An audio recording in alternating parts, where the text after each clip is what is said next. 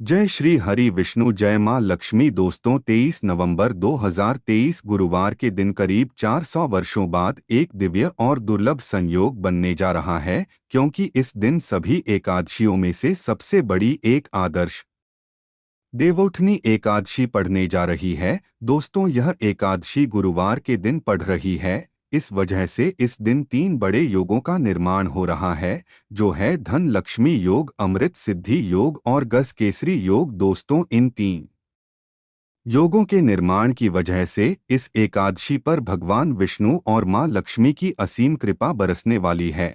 और अगर इस दिन आप चुपचाप किसी को बिना बताए धनिये से जुड़ा यह अचूक उपाय कर लेते हैं, तो आपकी सभी समस्याओं का हल संपूर्ण रूप से हो जाएगा। दोस्तों एक साल में करीब 24 एकादशी पड़ती है और 23 नवंबर को पढ़ने वाली एकादशी सभी एकादशियों में सबसे बड़ी मानी जाती है। इसलिए इस दिन धनिया से जुड़ा ये अचूक उपाय आपकी हर परेशानी को हल कर देगा, चाहे वह धन को लेकर हो या सेहत या संतान की प्राप्ति को लेकर। इसलिए दोस्तों वीडियो को आखिर तक जरूर देखें। और दोस्तों अगर आप भी अपने जीवन में भगवान श्री हरि विष्णु की कृपा पाना चाहते हैं, तो इस वीडियो को लाइक करके कमेंट में जय श्री हरि जय मां लक्ष्मी लिखना ना भूले। दोस्तों हर साल कार्तिक मास के शुक्ल पक्ष की एकादशी तिथि को देवउठनी एकादशी मनाई जाती है। देवउठनी एकादशी का दिन श्री हरि विष्णु को समर्पित है।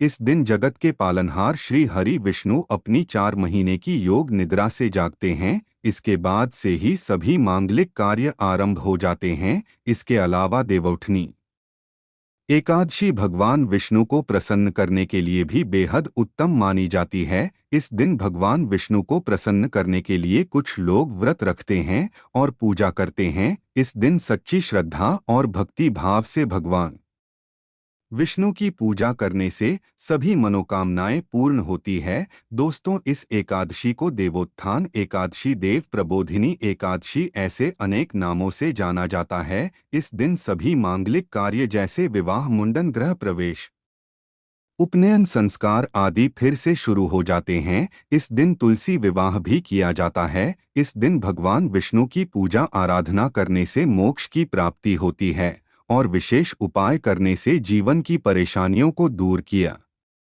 जा सकता है। लेकिन यह सब पाने के लिए शास्त्रों में बताए गए नियमों का पालन करना सबसे पहले आवश्यक होता है। इस दिन संभव हो तो पवित्र नदी, सरोवर में नहाए या फिर घर में ही नहाने के लिए पानी में तुलसी के पत्ते या गंगा जल डालकर नहाएं। देवोत्थान एकादशी व्रत के दौरान निर्जला या सिर्फ पानी पीकर ही व्रत रखना चाहिए। अगर आप बीमार, उम्रदराज या गर्भवती महिला है तो इस व्रत के दौरान फलाहार भी कर सकते हैं। इस दिन भगवान विष्णु के मंत्र का जाप करना चाहिए। दशमी तिथि से ब्रह्मचर्य का पालन करना चाहिए। जमीन पर चटाई बिछाकर सोना चाहिए। इसके अलावा एकादशी के दिन तामसिक आहार जैसे प्याज, लहसुन, मांस, मदिरा, बासी भोजन आदि बिल्कुल न खाएं। पूरी तरह से सात्विक भोजन करना चाहिए। देवउठनी एकादशी के दिन चावल नहीं खाने चाहिए। धर्मशास्त्र में कहा गया है कि यह देवताओं को भोजन माना गया है। ऐसे में इस दिन चावल खाने से व्यक्ति के सारे पुण्य नष्ट हो जाते हैं। देवउठनी एकादशी के दिन किसी के घर का भोजन भी नहीं खाना चाहिए, यहाँ तक कि दूसरे के घर का पानी भी नहीं पीना चाहिए। एकादशी के दिन भगवान नारायण को पान अर्पित करना चाहिए। ऐसे में व्यक्ति को पार नहीं खाना चाहिए। इसके अलावा एकादशी पर मसूर की दाल, बैगन खाना वर्जित माना जाता है। देवउठनी एकादशी के दिन बाल, दाढ़ी, नाखून आदि काटने से बचना चाहिए। दशमी के दिन ही सूर्यास्त के पहले घर में झाड़ू लगा लें। एकादशी के दिन झाड़ू लगाने से परहेज करें, क्योंकि झाड़ू लगाते समय भूलवश जीव मर जाते हैं और इसका पाप लगता है। इस व्रत का संबंध 3 दिनों की दिनचर्या से है। उपवास के दिन से एक दिन पहले दोपहर में भोजन लेने के उपरांत शाम का भोजन ग्रहण नहीं किया जाता, ताकि सुनिश्चित हो सके कि अगले दिन पेट में कोई अवश्य भोजन न बचा रहे। एकादशी के दिन उपवास के नियमों का कड़ाई से पालन करना होता है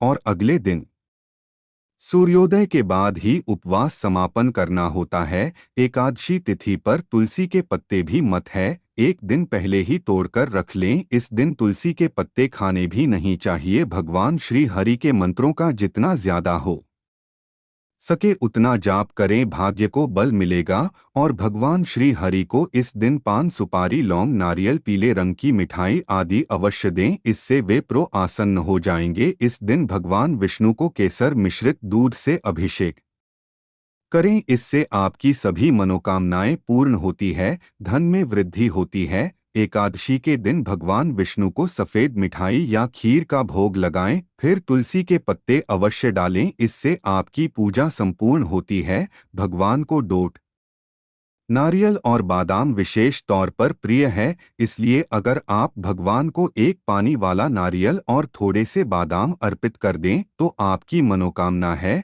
वह पूर्ण हो जाती है, आपके अधूरे कार्य पूरे हो जाते हैं। लेकिन सबसे पहले इस दिन सुबह जल्दी उठकर स्नान करने के बाद घर के मुख्य द्वार पर आम या अशोक के पत्तों का तोरण लगाएं, फिर घर की सफाई करें, भगवान श्री हरि की पूजा करें। दोस्तों, पीपल के पेड़ पर भगवान श्री हरि, विष्णु और माँ लक्ष्मी का वास माना जाता है, तो इसमें एक लोटा जल में थोड़ी सी शक्कर डालकर पीपल की जड़ में अर्पित कर दें, इससे भगवान श्री हरि और माँ लक्ष्मी दोनों का आशीर्वाद मिलेगा और धन की कोई कमी नहीं रहेंगे।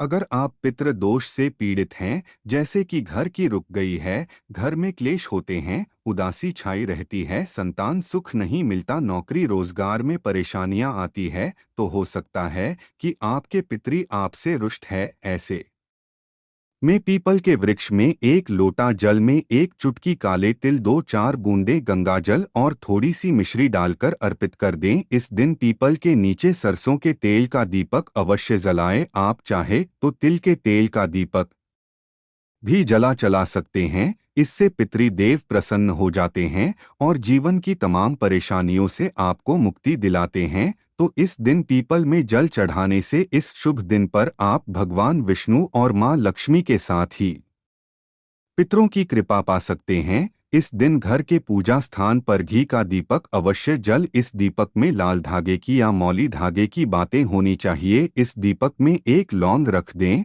और फिर पूजा करें। इस लौंज के जलने से इसकी खुशबू से घर का वातावरण सकारात्मक हो जाता है। और भगवान श्री हरि विष्णु को पीले फल यानी कि केला, गेंदे का फूल आदि अर्पित करें। वहीं विष्णु जी को चावल अर्पित नहीं किए जाते हैं, और अगर करना ही है तो सफेद चावल अर्पित ना करें, उनको हल्दी से रंगाकर अर्पित करें। भगवान श्री हरि के माथे पर तुलसी की मंजरी या तुलसी के 2 पत्ते जरूर अर्पित करें, इससे भी बहुत प्रसन्न हो जाते हैं। आपकी हर मनोकामना भगवान श्री हरि पूर्ण करते हैं। इस दिन जब आप तुलसी में जल अर्पित करेंगे तो लोटे के जल में 1-2 बूंद दूध, 1 चुटकी हल्दी और थोड़ी सी शक्कर डालकर तुलसी में अर्पित कर दें और वहीं बैठकर ओम नमो भगवते वासुदेवाय का यथाशक्ति जाप करें। इस तरह से आप तुलसी की पूजा करके भगवान श्री हर को मना सकते हैं। और जब आप विष्णु जी की पूजा करेंगे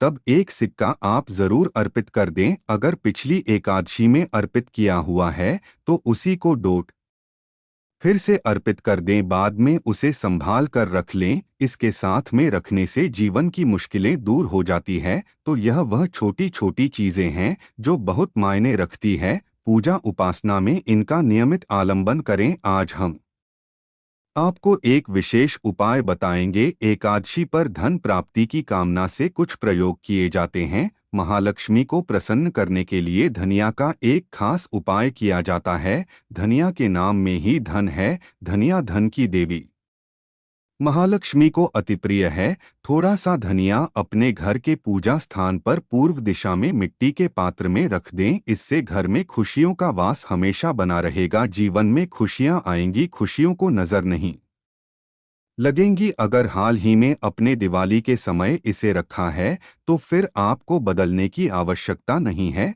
उसी में 2-4 दाने और डाल दीजिए। अगर आपने दिवाली पर धनिया का पौधा नहीं बोया है तो इस एकादशी की रात में किसी गमले या मिट्टी के बर्तन में मिट्टी डालकर थोड़ा धनिया है उसमें एक सिक्का डाल दें, फिर उसमें पानी डालकर रख दें। द्वादशी तिथि पर उस सिक्के को उठाकर अपने पर्स में रख सकते हैं और जो धनिया उगेगा उसे प्रसाद के रूप में ग्रहण करें, खाने में इस्तेमाल करें। इससे घर में समृद्धि आएगी। धनिया कितना उगता है वह बताएगा कि आपके घर में कितने समृद्धि आएगी। दोस्तों, धन संबंधी मुश्किलों को दूर करने के लिए और एक उपाय आप कर सकते हैं। इस दिन शाम को पीपल के वृक्ष में नीचे 2 मुखाग्नि का दीपक जला दीजिए। दीपक में चावल का एक दाना भी डाल दें। ऐसा लगातार 3 या 5 एकादशी तक करिए। धीरे धीरे आपके जीवन से दुख परेशानियां दूर होती चली जाएंगी, खुशहाली आती जाएगी। दोस्तों, बेल वृक्ष में माँ लक्ष्मी का वास होता है।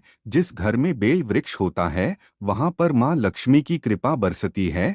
तो अगर आपके घर के सामने बेल है तो बहुत ही अच्छी बात है, आप वहां दीपक जला सकते हैं। फिर माँ से अपने दुख दर्द का कथन करें, धन समस्या को दूर करने की प्रार्थना करें, घर परिवार पर कृपा बरसाने की प्रार्थना करें। कुछ एकादशी तिथि तक लगातार ये उपाय करें, हर मुश्किल आसान हो जाएगी। कोई भी संकट परेशानी आपको छू नहीं पाएगी। भगवान विष्णु की कृपा पाने के लिए देवउठनी एकादशी के दिन स्नान करते समय पानी में एक चुटकी हल्दी ढाल लें। इसके बाद स्नान करें और पीले रंग के वस्त्र धारण करके भगवान विष्णु की विधि विधान से साधना करें। देवउठनी एकादशी के दिन श्री हरि का सबसे पहले गाय के दूध से और फिर शंख में गंगाजल भरकर स्नान कराएं। इसके बाद उन्हें पीले रंग के वस्त्र अर्पित करें। मान्यता है कि देवउठनी एकादशी के दिन ऐसा करने से भगवान विष्णु का विशेष आशीर्वाद प्राप्त होता है। देवउठनी एकादशी के दिन भगवान विष्णु की पूजा कर मैं उन्हें केसर अथवा पीले चंदन या हल्दी का तिलक लगाएं। साथ ही साथ भगवान विष्णु के प्रिय पीले रंग के फूल और पीले फल चढ़ाएं। मान्यता है कि इस उपाय को करने से भगवान विष्णु शीघ्र ही प्रसन्न होकर भक्तों को मनचाहा आशीर्वाद देते हैं। अगर आपके नज़दीक भगवान विष्णु का मंदिर न हो तो आप भगवान विष्णु के अवतार भगवान श्री कृष्ण की मूर्ति की भी पूजा करके देव उठनी एकादशी का पुण्य फल प्राप्त कर सकते हैं। ईश्वर की साधना आराधना में मंत्र जप का विशेष महत्व होता है।